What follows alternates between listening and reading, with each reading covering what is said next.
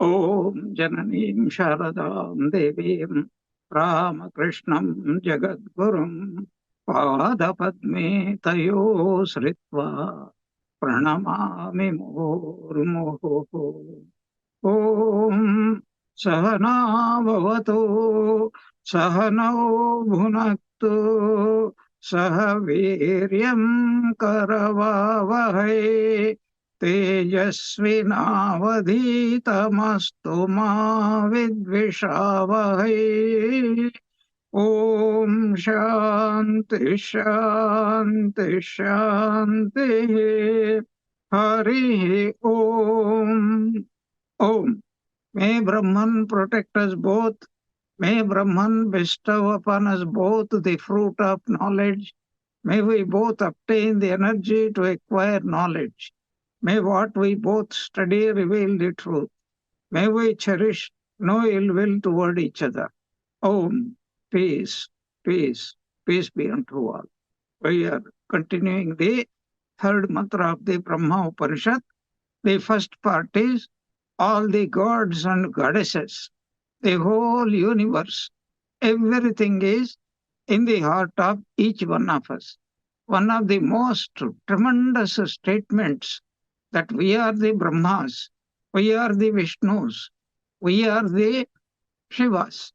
To put it in simple language, through our actions, through the power of our thoughts, our understanding, we perform actions, and actions in the form of thoughts, in the form of speech, and in the form of actual physical actions. And these become causes which create effects called karma phala. And through our karma phala, we create what Patanjali Rishi calls the type of body we have. Then how long are we going to live in this world, and how much happiness and unhappiness are allotted to our being in each life. By whom? By ourselves. So that is called we are the Brahmas. And at the same time, if we have done something good, we reward ourselves, and not so good, we punish ourselves. This is called maintenance. And that way we are all Vishnus. Then we decide how we are going to end up our life. Are we going to think about God, remember God, and give up the body? Or are we going to think of any worldly object? That depends upon what we have been practicing life after life, including this life. That way, we are the architects of our own fate. So we become Shivas. That means we decide what type of life we are going to have in the next birth. So the external Brahma, Vishnu, Maheshwara is none other than our own selves. So that means the entire responsibility is upon each one of us. And that is what Swami Vivekananda had beautifully stated. Even though each soul is potentially divine, how we are striving to manifest that potential divinity, that depends upon our what type of Brahmas we are, what type of Vishnus we are, and what type of Shivas we are. So we are the creators, we are the maintainers, and we are also the dissolvers. Everything. That is the truth mentioned as the essence of this third mantra in this Brahma Upanishad. So all the gods and goddesses, all the pranas, all the what is called including Hiranyagarbha and the light of the Atman, both Chit as well as Chidabhasa. They're all there within our heart. And this heart is often, as we discussed, symbolized by a cave. So the heart is considered the place where we can meet our own true self, which is called Brahman or Atman or Shuddha Chaitanyam, and then only we have the relief. So it is our duty that we have to realize who we really are and then we become firmly established in our own heart. In that way, the heart itself comes to be called as Brahman. So we come from Brahman, we live in Brahman, and we go back to Brahman. The entire waking dreamless state are nothing but an opportunities for us to realize our own self. And when we completely realize who we are, not partial realization, but complete realization. What is partial realization? I am the waker, I am the dreamer, and I am the sleeper. What is complete realization? But I am the one who maintain, sustain, because of whom all these three states are possible, yet I am not limited by these three states. So I am that one only truth, ekam, nityam, vimalam, achalam, etc. I am ajam, I am shashvatam, I am nityam, and that is what the mantra is indicating. In this third mantra, everything depends upon us. In simple words, the whole Karma Siddhanta is nothing but reflected in this third mantra. This is the first part. But the second part, and then in the few mantras that are following from now onwards, they are trying to explain the inner symbolism of what is the sacred thread and also Shikha. As we know, according to Hindu system of life, all those who are born human beings are divided into four castes, as they say. And this caste system is not determined by birth, but by qualities we have acquired, and especially which quality is more dominantly manifest and functioning. Is it sattva? Is it rajas? Or is it tamas? So the upper three castes, Vaishyas fall under Dvija, Kshatriyas fall under the twice born, and Brahmins, of course, we know, are all born, and each of them are endowed with this Ignopavita, and naturally there will be Sikha, a tuft of hair. So, what is the symbolism? The sutra, Ignopavita, is consisting of three strands, and usually a special type of thread that is spun, especially by Brahmins. That is sold even today as a sacred thread, a particular length, and it is a combination of three strands. And then it may be 3 into 3, 3 plus 3, 3 plus 3 plus 3 plus 3. So to indicate different people, it becomes a little bit thicker. But the foundation is three strands. But what does it mean? Why is this person? This in other religions also, in Christianity, for example, this is called, so a person, a baby, he is immersed in water. That is called baptism. And in course, after that, he becomes responsible for leading a divine life, godly life. So a person, a Hindu belonging to the upper caste, when he is invested with the sacred thread, he will be called the Dvija, twice second time born. Every birth indicates parents. The second birth also, the teacher, where the child is going to be sent. Just before that, he is invested with this, that you go to the teacher and you behave like a truly twice born. Your guru is going to be your father. Your guru patni is going to be your mother. But here, as long as a person, a child, has not been sent to the guru, then the mantra, Gayatri mantra, becomes the mother, and the person who initiates that boy, he will be called the father. This is the second birth. According to Hinduism, there is a third birth. This is called sannyasa. And that topic also is going to be discussed very beautifully in this particular Brahma Upanishad. So since that is the third birth, so what is the first birth? Biological birth. What is the second birth? A birth of sadhana. You are given certain do's and don'ts to remind yourself.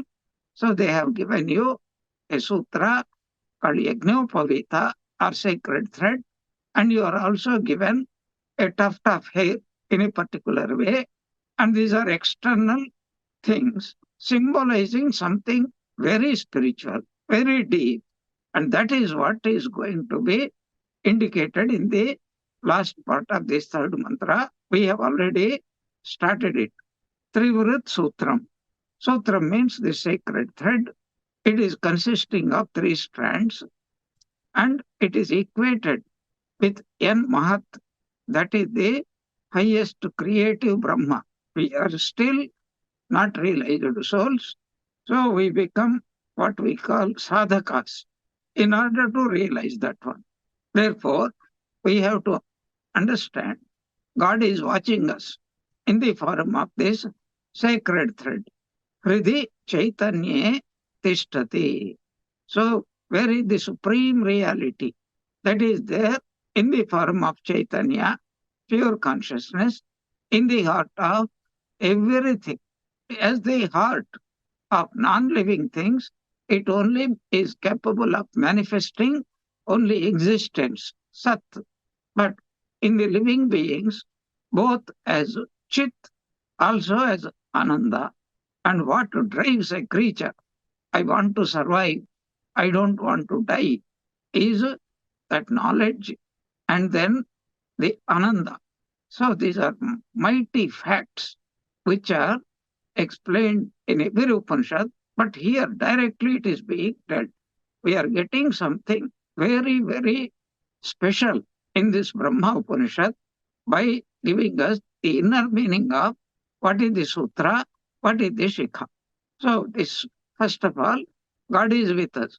Never forget that the highest reality called Savita, the creator, Bhur Bhuvas Swaha, Tat Savituhu Varenyam. That Savita you are wearing in the form of the sutra all the time. He is witnessing whatever you are thinking, whatever you are talking, whatever you are doing. So do not forget it. That is called Mahat. So it is symbolized as the Hiranyagarbha in the Vedanta. And finally, this sutram is only an external expression of what is called pure Chaitanyam, which is available. So just like there is a rope, and Swami Vivekananda gives this beautiful story while explaining the Raja Yoga.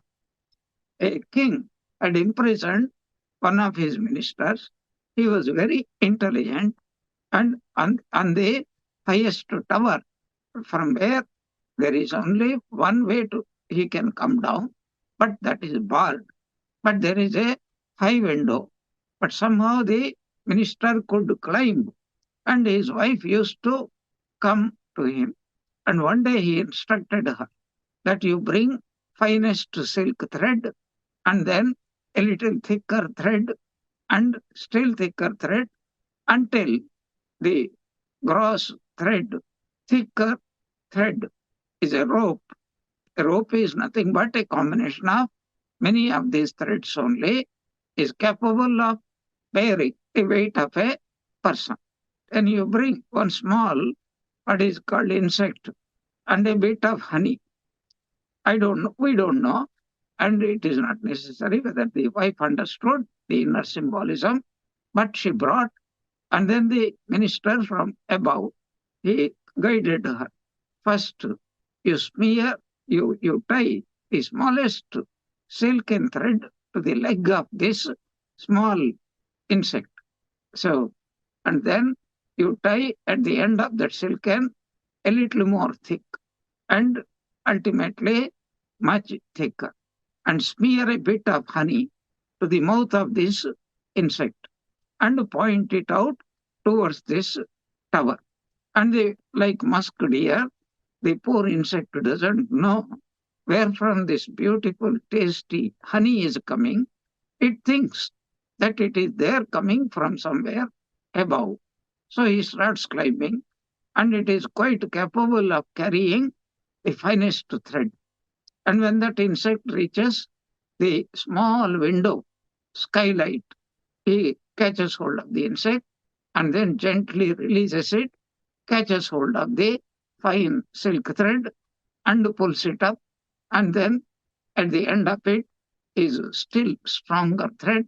Ultimately, he gets the thickest rope and ties it somewhere to something in the tower, and then he gets out with the help of it. He just slides down and he escapes from the prison. This is the story. Swami Vivekananda had indicated how through pranayama we control the prana. Prana controls the mind. Mind controls the heart. And through the heart, where all devatas are there, finally we reach the realization of Brahman. This is how sadhana helps us slowly. And this sutra, this sikha, are symbolisms of these things. That is what is said. So then Sri Ramakrishna was telling about the earlier this one, that what is the meaning of hridaya, where we feel intensely the presence of God. And then there was a incident actually. So the once Narendra with some of his brother disciples, without telling anybody, including perhaps Sri Ramakrishna, they went to Bodh Gaya, where Buddha was supposed to have been born or preached first, what we call now Gaya, where people come to offer Pindadana to their ancestors. And then he wanted to spend, Mahapurush Maharaj was also there. And then after a few days, they went back. Funny things happened. Some of the other disciples, they were criticizing. So you left Sri Ramakrishna himself, and you think you will get something much better somewhere else. Anyway, Ramakrishna was only enjoying the fun. So after they returned, he asked, and they explained, we were very happy. We were able to spend our time, everything else. Then Sri Ramakrishna makes this remarkable statement, he who has it here. So he was pointing to his own body, own heart. He, whatever is you see, is here. And whatever is not here is not anywhere else. And later on, some people wanted to interpret. So the what is called fanatical devotees of Sri Ramakrishna, that Sri Ramakrishna is everything. Whatever spirituality we get anywhere is only in Sri Ramakrishna. And whatever is not in Sri Ramakrishna will not be there anywhere else. So Hindus are always use hyperbolic language. So about Mahabharata also, whatever is there in Mahabharata, whatever is there anywhere else is everything to be found in Mahabharata. And what you don't get in Mahabharata, you will not get anywhere else also. So this is what Sri Ramakrishna is telling. That is the first interpretation is Sri Ramakrishna is the source of everything. But the even better interpretation perhaps is he who has it here, because my idea about Sri Ramakrishna, my concept of Sri Ramakrishna must be, he must be God, he must be Brahman. He is not merely a sadhu or a sadhaka or a spiritually advanced or realized soul, but he is Parabrahman himself. If that faith is not there, then they will be looking everywhere. So if a person doesn't have spirituality within his heart, even if he goes to God himself, he will look upon God as an ordinary person. But if doesn't have, he will not see God anywhere. But if he has spirituality, he need not go anywhere. Whatever he is looking at, experiencing, so nothing, everything is but Brahman itself. Sarva bhavas, every bhava, every thought is nothing but indicating of Brahman in the form of awareness. That is very relevant to this concept of Hridi Gafara. That is why Jyotira Jyoti Ujjvala Hridi Kandara Tumitama Banjanaha. And then the symbolism of Trivut Sutram. We discussed it. So that is indicating Sattva, Rajas, and Tamas. That means a person who has perfect control over the physical body, then subtle body, then causal body, he has achieved everything. So it is in order to purify, to make pure the physical, mental, and causal bodies. And that's why I also explained that before beginning puja, one sips water thrice, uttering the name of God thrice. That is symbolism of let my external body, mental body, causal body be purified, as if we are washing with water everything that is dirty. So this is the idea given. The whole divine, whether it is the world, whether it is God, whether it is Nirguna Brahma or Saguna Brahma, it is all within ourselves. That is indicated by this word Yan Mahat. So in the Sankhya school of philosophy, Saguna Brahma is equated with Mahat. Even though slight difference in concept is there, according to Sankhya school of philosophy, the Purusha is consciousness, but Prakriti is Jada, without inert, without any consciousness. And therefore, this Mahat also doesn't have. But this is a time when people's ideas were simply being clarified better and better. So this Sankhya had finally coalesced into Vedanta. First Dvaita Vedanta, then Vishishtadvaita Vedanta, finally with Advaita Vedanta. So what is meant is here Mahat means the Saguna Brahma, according to my understanding. So this where is this supreme reality within the heart? And where is the personal God, the God with qualities? He is also within Ranjana and Sanjana. Both are there in the heart only. He is there. And so everything is within my heart, the whole universe. And so I am the Brahma, I am the Vishnu, I am the Maheshwara. And to symbolize that one, Brahma is watching you, Vishnu is watching you, Shiva is watching you, lead a good life. That is the idea. But all this wearing the sacred thread and everything is necessary only so long as we have not obtained perfect control over our three bodies. But when the three bodies are pure and there is no need to rule over them because it has become a habit with them. They know what to do and they do it instinctively. And for that, of course, one has practiced for many, many births. Then such a person is ever pure.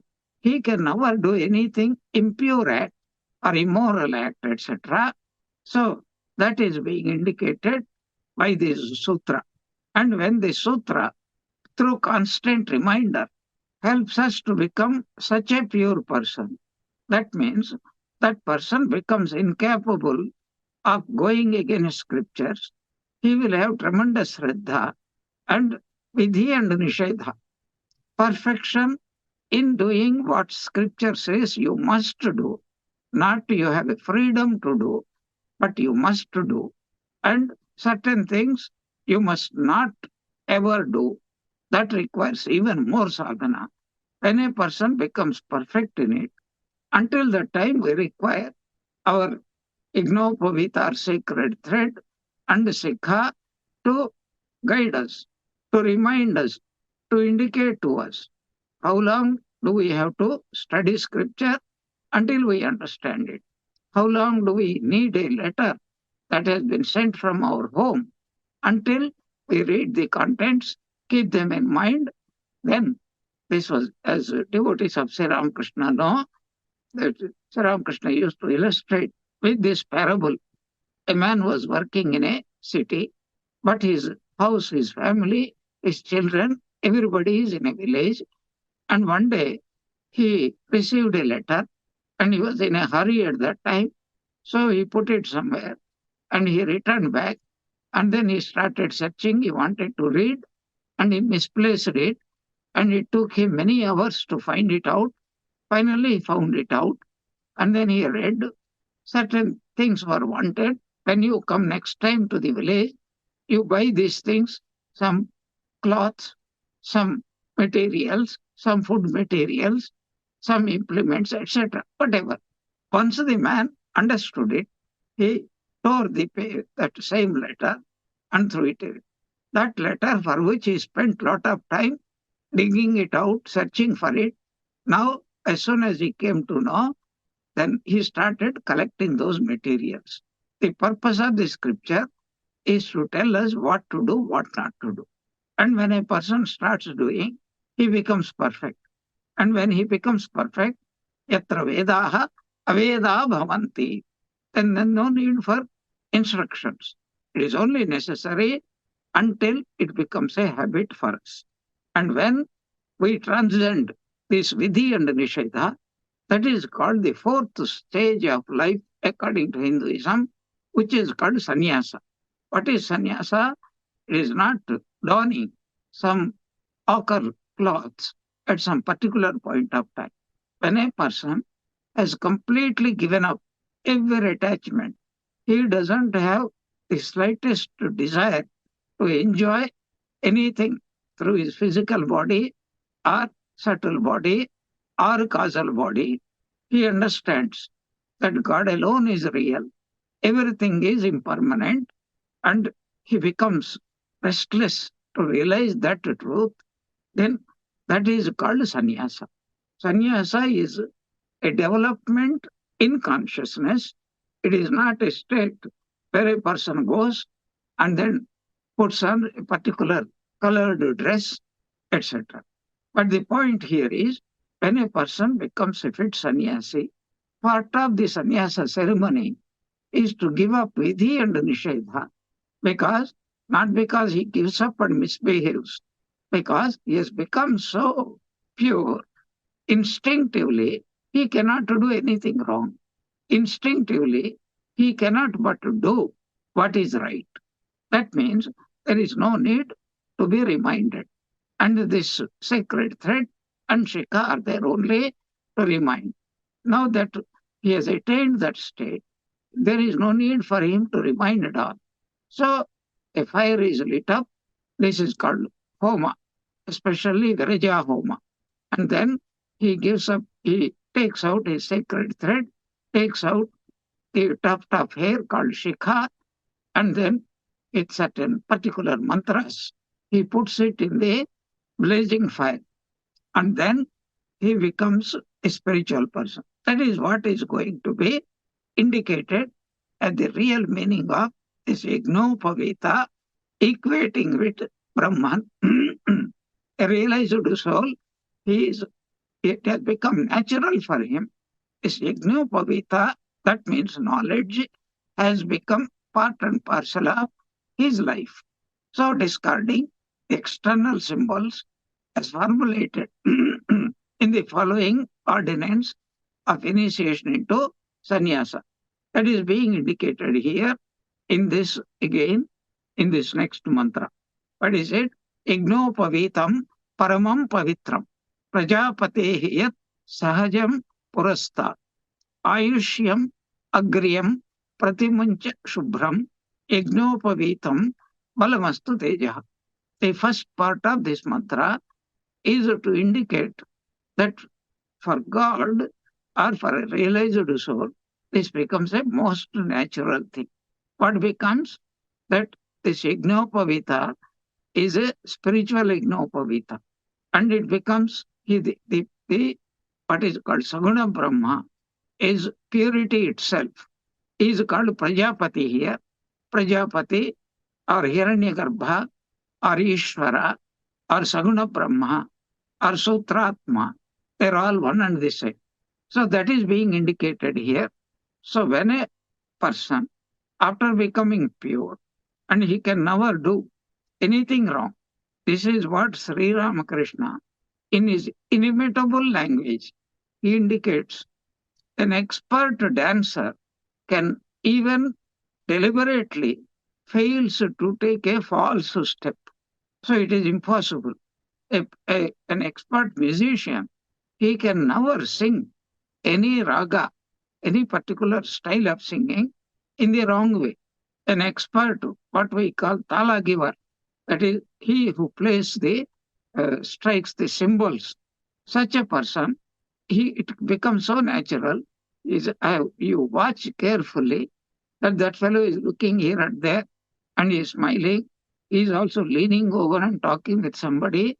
All the time, his hands are giving the correct timing because he has practiced it for such a long time. So the real Yajnopavita is the natural spirituality of Saguna Brahma. That is what is being indicated here. Is Yajnopavitam is a Paramam Pavitram. That is, absolute purity is another name for Yajnopavita. And this is the very natural guna of Prajapati. Here Prajapati means Hiranyagarbha Ishvara, Saguna Brahma. Prajapatehe yat sahajam purastat. Purastat means from the beginning. That is, as soon as Nirguna Brahma, the formless aspect, becomes Saguna Brahma, immediately that purity, which is called Yajnopavita, it is for obtainment of the purity, a person has to constantly remind. Nowadays also we use these things, that what is called the yellow slips, remind. So there are some softwares also. So you have to meet somebody, you have to give something. Many of us may forget. So you have to make a list of it and then remind me. So nowadays the software does it. You just have to fill it up. At this time, I need to do it. And just before that time, it will go on reminding you. An Yajnopavita or wearing Yajnopavita, sacred thread, is like that. But a person who has no duties to do, no reminders are required, he doesn't need this Yajnopavita. And every activity that we go through is nothing but to become pure. To become pure means to become our own self. That is being beautifully described here. Yajnopavitam paramam pavitram. Yajnopavita is extraordinarily pure something. But this purity is the very nature from the very beginning of Prajapati. Yat sahajam purastat. And this purity, or in other words, this Yajnopavita, Ayushya, that is, a person lives happily. Ayushya means long life. But we are not talking about physically long life. What are we talking? A person, even if he lives 1 month, 1 day, 1 hour, but extraordinarily happy, he gets the sense of fulfillment that is as if he lived 100 years. Another fellow goes on dragging and dragging, 100 years gone. Now scientists are describing, researching how to prolong man's suffering. If the scientists make a worrying person live 150 years, previously he used to die at the age of 60, and with that worries are probably over, I don't know. According to Hinduism, he will be given next life also to worry. But at least temporary cessation will be there. But if this fellow is given the opportunity to live for 150 years, what he has been doing, how he has been suffering, and his mentality will continue for another how many hours? Practically another 100 years. I am shocked to hear people are never considering what to do with the extra number of years or days that one is given. If I am not able to use my time properly, even for a short time, how come that this person wants to prolong his life? Prolongation of life is called prolongation of death. There is a beautiful Subhashita in Sanskrit language. So Shankaracharya himself has created, I think, that one. I'm not sure. There are two words, Chita and Chinta. Chita means funeral pyre. Chinta means worry. Is there a difference between these two? And then this wise man says, plenty of difference, heaven and hell difference. What is it? This chitta only burns a person only once at the time of death. But this chinta burns a person as long as he is alive. So, what is the use of living for a long time? The Prajapati, that means, is the person who is happy most, Brahmananda.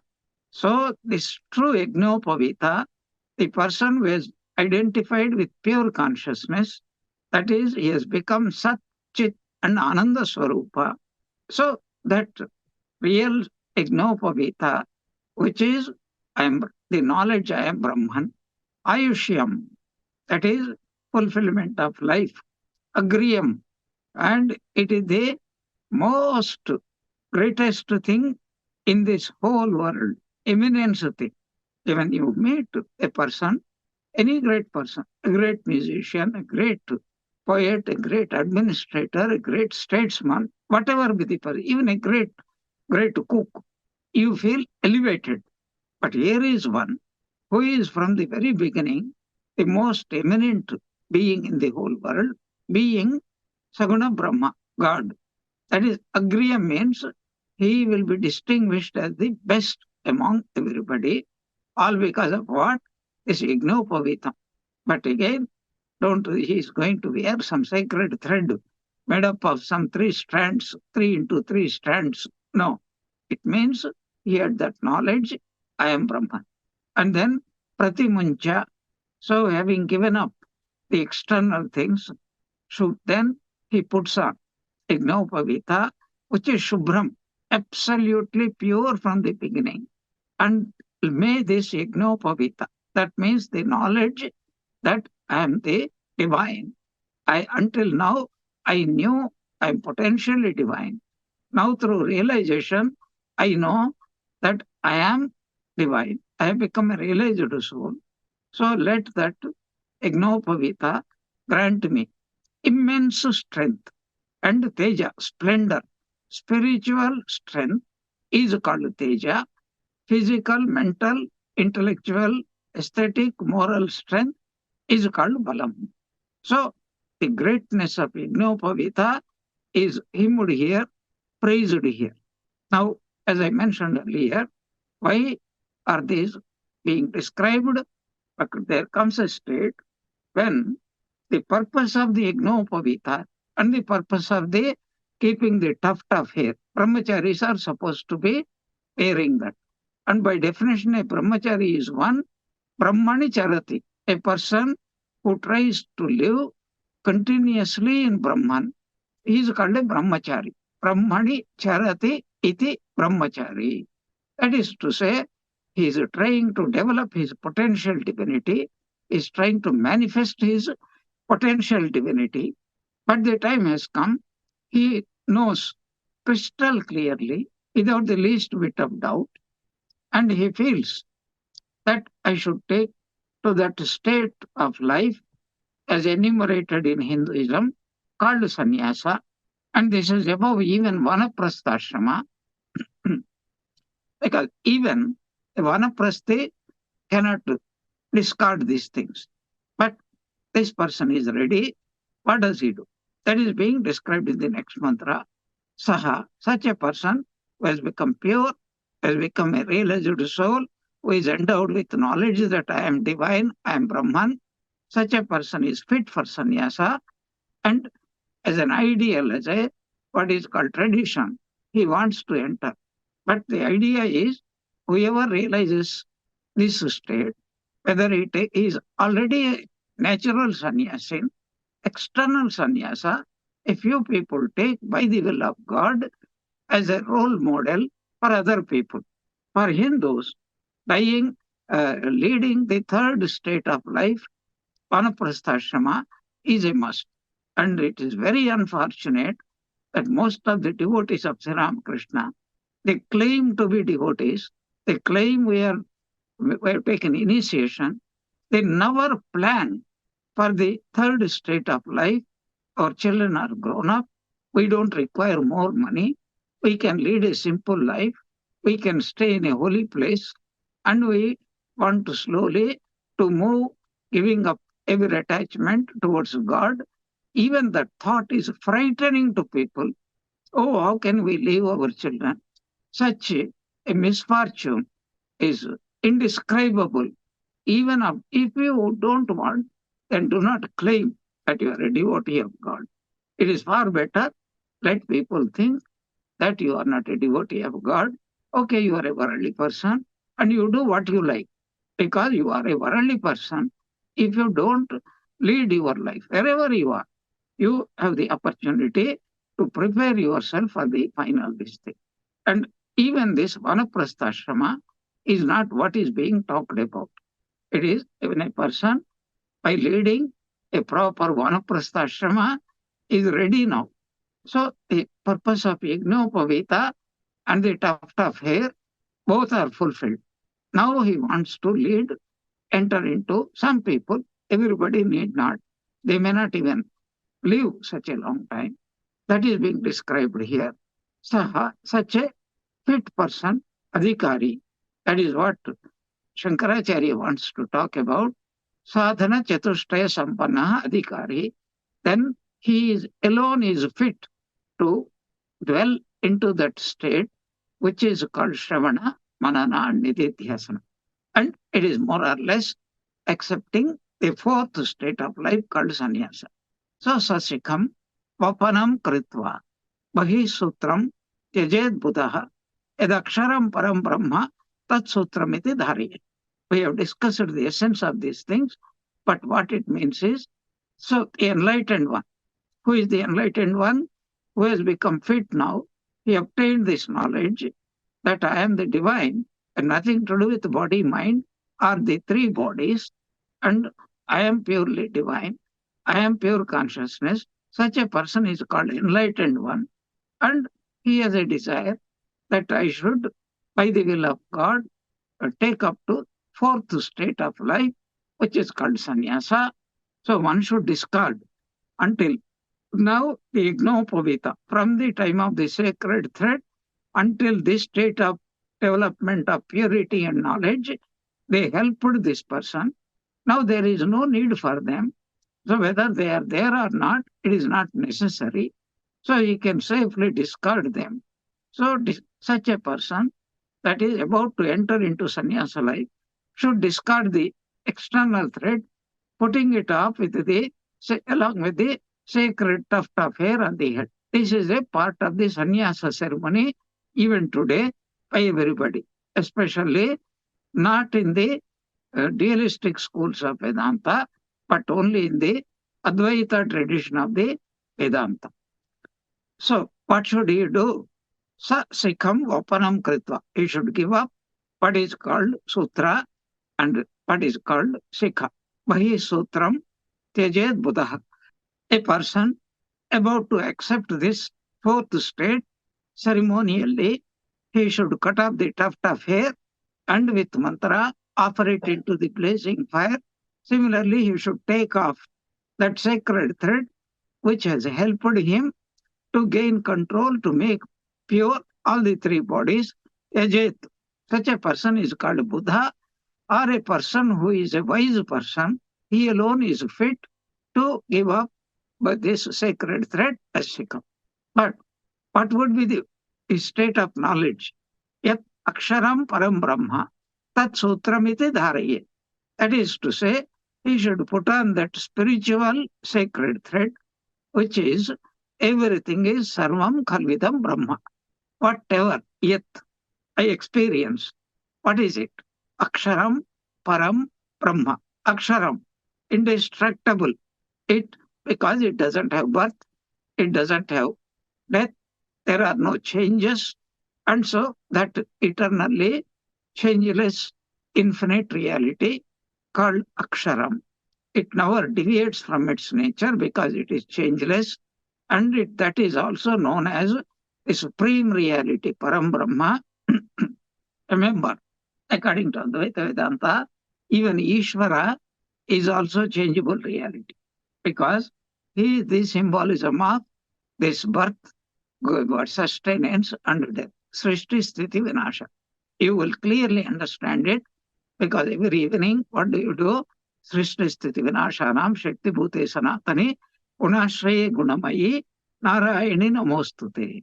But really speaking, the person, the Saguna Brahma knows that I am Nirguna Brahma, I am changeless, but whoever is seeing change in me, only a person who is ignorant, as if he is seeing, like a rich person is having a dream, he has become poor, somebody is beating him up, or he is forced to eat some inedible thing, etc., etc.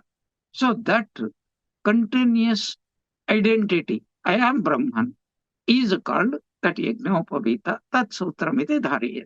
That enlightened person who is ready for sannyasa should discard the external thread, putting it up with the sacred tuft of the hair on the head. Both of them should be offered symbolically in the blazing fire. But is he really giving up?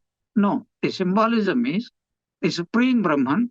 He puts on the sacred thread, the spiritual thread, spiritual in the form of that continuous realization.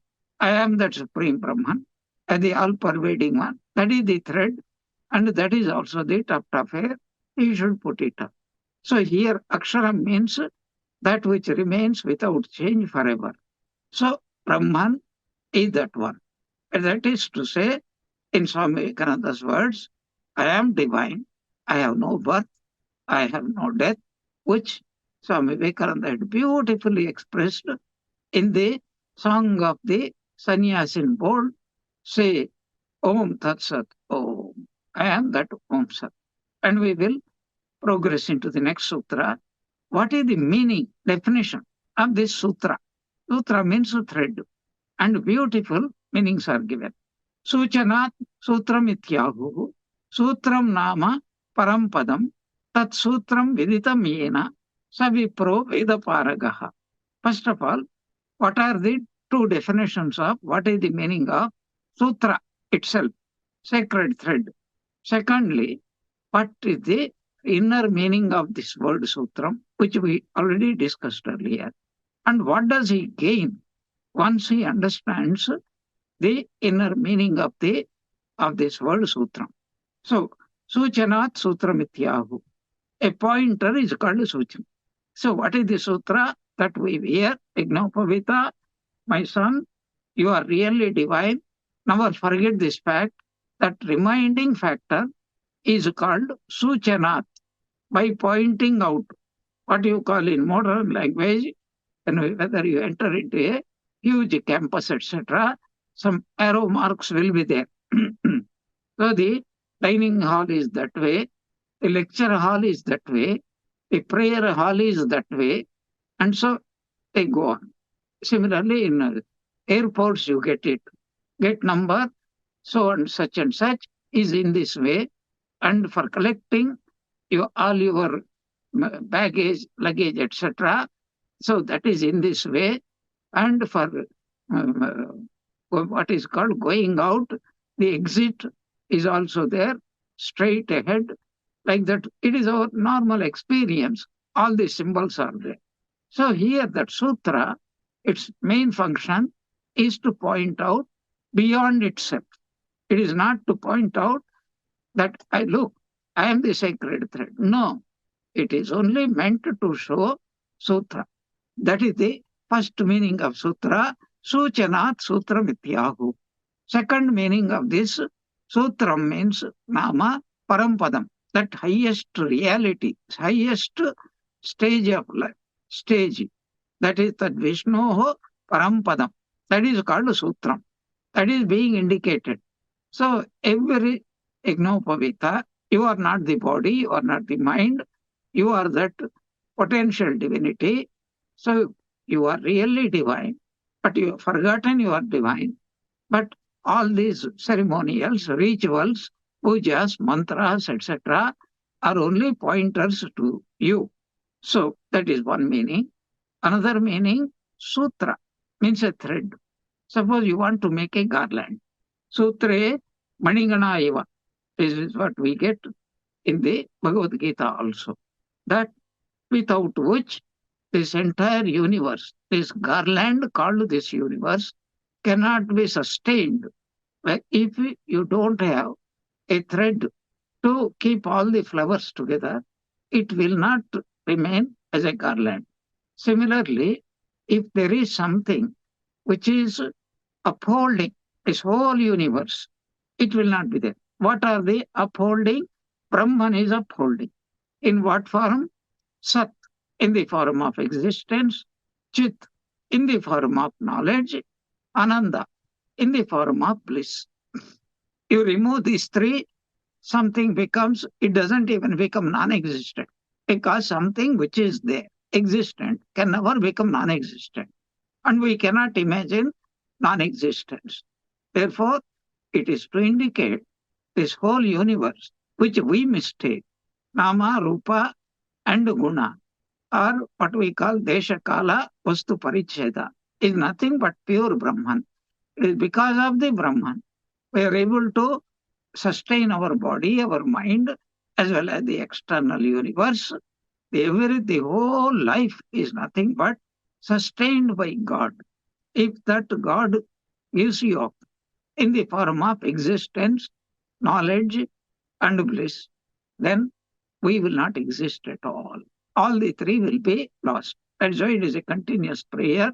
Asato ma sadgamaya, tamaso ma jyotirgamaya, mrityorma mritangamaya. So these are the two meanings. What is the first meaning? Every puja. That is what Sri Ramakrishna says. Sandhya merges in Gayatri. Sandhya points out your goal is to concentrate your mind on the essence of this puja, which is called Gayatri. But that is not the final end. It is only proximate end. But once you reach, once you are able to repeat that mantram, then the next stage is you go transcend beyond the mind, beyond the body, and become merged in Omkara. Omkara representing the highest reality.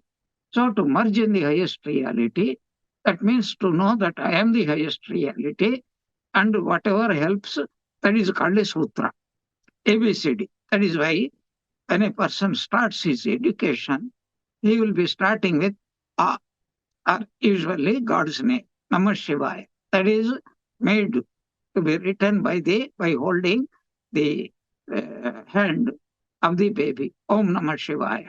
That means everything is nothing but Shiva, or Omkara. Everything is nothing but Omkara. That is why it is called Akshara Abhyasa, that practice which ultimately leads us from this ephemeral changing experiences to that state where I realize I am pure Brahman. And whoever understands it, sooner or later, all of us will be able to understand it. Tat Sutram Viditam Yena. Yena Viditam. He who understands this thing. Sutram is nothing but Brahman. Without him, nothing can really exist. There is no knowledge, there is no bliss, there is no even life without that Brahman. He who understands it, it is only Brahman exists, nothing else exists. Such a person is entitled now to be called a Vipra. This is also beautifully mentioned in a popular shloka, Janmana Jayate Shudraha, Samskarat Dvijaha Uchate, Vedadhyayanat Vipro Bhavati, Brahma Janati iti Brahmana. So you see now how beautifully it is said. This is the third one, Vipra. What is Vipra? Veda Paragaha. He has gone beyond the Vedas. Why? Because he has understood the essence of the Vedas, understood the essence of every scripture. He doesn't need the letter any longer. He has collected the things, he has reached home.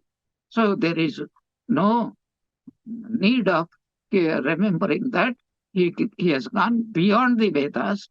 Only such a person, that means who has realized God, he is entitled to be called a Vipra. And so this Tatsutram Viditam Yena. This is the essence of all scriptures. Study the scriptures, practice them, go beyond the scriptures by becoming one with what is indicated in the scriptures. That is what is said beautifully. We will discuss it in our next class. Om Jananim Sharadam Devim Ramakrishnam Jagadgurum Padapadme Tayo Sritva Pranamami Muhurmuhu. May the Ramakrishna Holy Mother and Swami Vivekananda bless us all with bhakti. Jai Ramakrishna.